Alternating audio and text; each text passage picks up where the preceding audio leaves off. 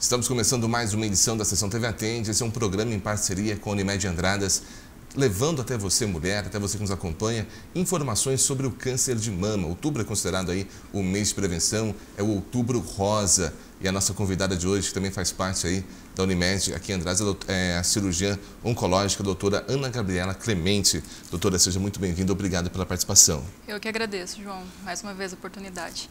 Doutora, qual que é a diferença entre o câncer de mama hereditário e o esporádico? O que diferencia um do outro? Isso é bem importante a gente diferenciar, João. O câncer de mama esporádico, ele corresponde aí a 80% a 90% dos cânceres de mama. É a maioria dos cânceres que a gente conhece. É aquele que tem os fatores de risco, tabagismo, obesidade, questão hormonal. O câncer de mama hereditário é aquele que é passado ao longo das gerações. Isso é até importante porque fala assim, minha mãe teve câncer de mama, então isso, se eu tiver câncer de mama, isso significa que ele é hereditário? Não necessariamente, a maioria dos casos não. A maioria dos casos, mesmo que tua mãe tenha tido câncer de mama, o fato de você ter câncer de mama, isso ainda configura como esporádico. Hereditário são aquelas famílias que têm inúmeras histórias de câncer de mama, em idades mais jovens, então isso é importante a gente diferenciar, porque até o cuidado com essas mulheres, a questão de acompanhamento, de mamografia, isso acaba sendo diferente. Hoje, quando suspeitar de um câncer de mama hereditário? O câncer de mama hereditário, ele acontece em mulheres mais jovens. A gente fala que é esperado que as mulheres tenham câncer de mama a partir dos 50 anos, aumenta a incidência. Então, assim, uma mulher que teve câncer de mama com menos de 40 anos, ou aquela mulher que teve câncer de mama de um lado e teve câncer de mama do outro lado, história de câncer de mama em homem na família, ou associação com câncer de mama e câncer de ovário na mesma mulher, na mesma família, com várias gerações consecutivas. Tá? Isso faz a gente acender uma luzinha vermelha e falar, opa, não é esperado que uma mulher de 35 anos tenha câncer. Né? Então, essas mulheres, eventualmente, vale fazer uma investigação para ver se elas não têm uma mutação genética que passe ao longo das gerações.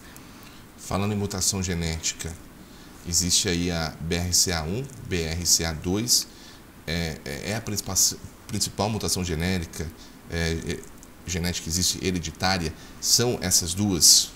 Hoje, assim, os cânceres de mama hereditário, eles correspondem a 5 a 10% de todos os cânceres de mama.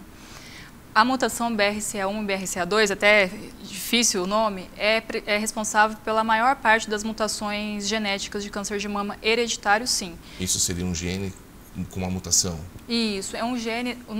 Todo câncer de mama, ele invariavelmente você tem uma alteração do DNA da célula.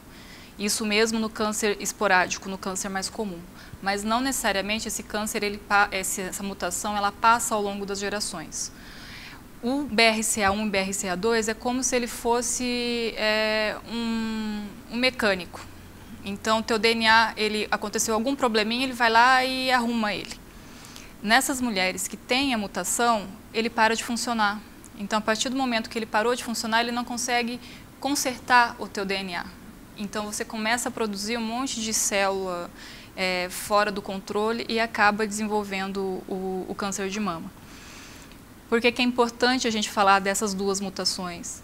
Porque as mulheres que têm mutação comprovada, BRCA1 e BRCA2, elas têm um risco aumentado, mas vamos dizer assim, que de 60% a 80% das mulheres, ao longo da vida, invariavelmente, elas vão apresentar câncer de mama.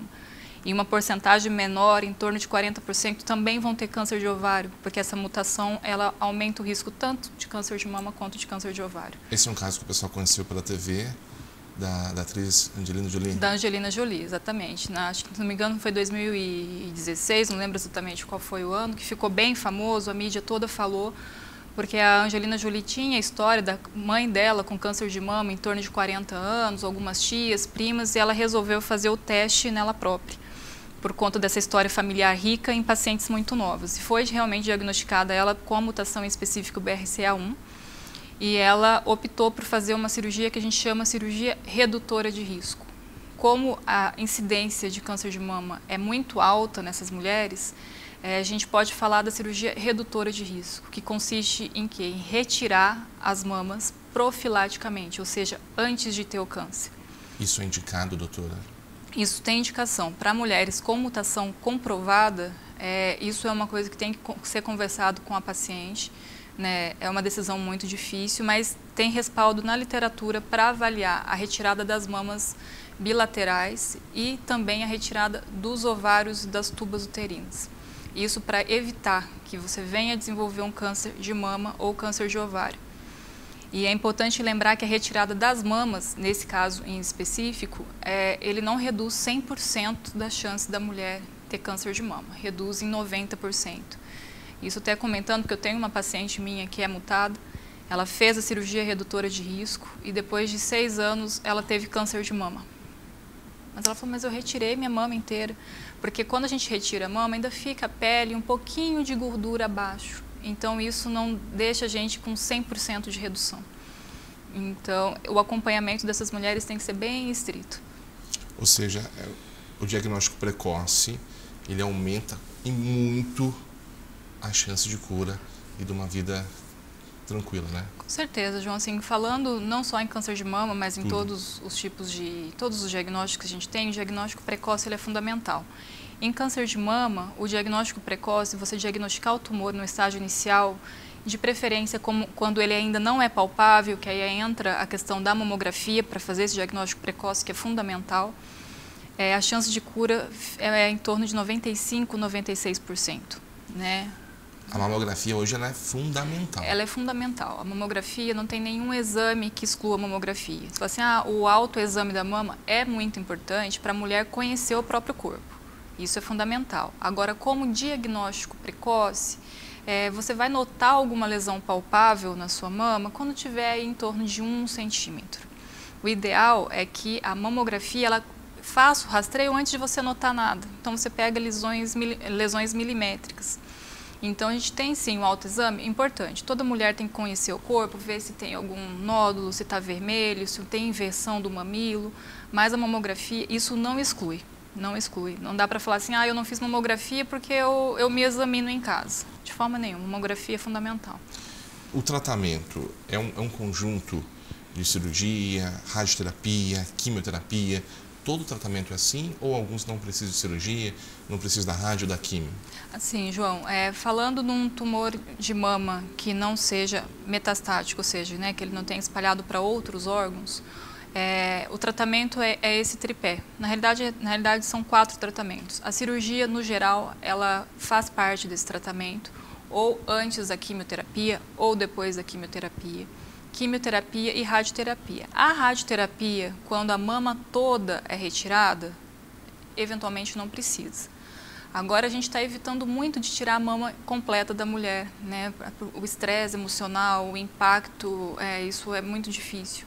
Então, sempre que possível, a gente retira a lesão e preserva ao máximo a mama. Só que quando você preserva ao máximo a mama, você precisa complementar com a radioterapia para tratar microcélulazinhas tumorais que eventualmente ficam. Então, esses tratamentos andam juntos, sim. E a hormonioterapia, porque a maioria dos tumores de mama, eles têm alguns receptores de estrogênio, de progesterona, e a gente tem que bloquear a ação desses receptores para impedir que o câncer volte, que o câncer cresça. Então, também é um tratamento muito fundamental. Então, quando a gente fala de câncer, não dá para imaginar que eu sozinha vou tratar câncer, de forma nenhuma. A gente precisa de uma equipe multidisciplinar, precisa, né, do cirurgião, do oncologista, do radioterapeuta, precisa do psicólogo, precisa de fisioterapeuta, né, da equipe de nutrição. A gente tem que estar todo mundo muito engajado para conseguir fornecer um tratamento adequado para essas pacientes. Quando se fala em rádio e químio, a pessoa já às vezes assusta, porque pode ocorrer alguma rejeição do organismo, tem toda aquela situação, reações, né? Então as pessoas não devem fugir disso, né? Faz parte do tratamento. Faz parte do tratamento. Acho que quando você tem um diagnóstico de qualquer tipo de câncer, mas em especial câncer de mama, a cabeça da mulher, ela, né, é normal que você fique sem acreditar. Que passe por um período de negação, um período de medo, mas é igual a gente conversa, o medo ele não pode impedir que você faça o seu tratamento. E tem que entender que o tratamento ele é autolimitado. É um tratamento agressivo? É um tratamento agressivo. mas o tumor também é agressivo. Então, e que esse tratamento vai acabar. Você fez o diagnóstico, tem que superar aquilo, vai ter medo, mas vamos resolver. A gente está falando de algo que tem cura, que tem solução. Então, e pôr na cabeça que aquilo vai acabar. Tem começo, meio e fim. E a hora que chegar no fim, você é um vencedor, uma vencedora, e deu tudo certo, e vai ser só uma história bonita para contar depois.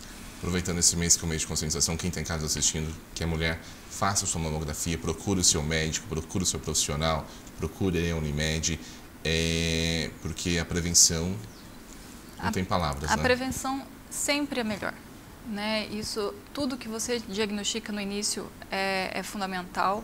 Então, as mulheres que estão em casa, a mamografia pode ser um exame um pouco desconfortável, um exame rápido, que vai fazer você ter uma vida melhor, uma vida feliz e que faz você se sentir bem porque você sabe que você fez a tua rotina. Eu acho que toda mulher no final do ano tem que lembrar assim, eu fiz minha rotina, não só mamografia, mas a minha rotina ginecológica está em dia.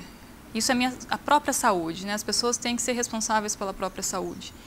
Então, sem dúvida nenhuma, passe no médico, faça os exames de rotina. As mulheres acima de 40 anos, fazer sim a mamografia, lembrar de fazer autoexame, se conhecer, que as coisas dão certo, sem sombra de dúvidas. Doutora, obrigado pelos seus esclarecimentos. Até uma próxima oportunidade. Eu que agradeço, João. Conversamos hoje na Sessão TV Atende com a médica cirurgiã oncológica, doutora Ana Gabriela Clemente.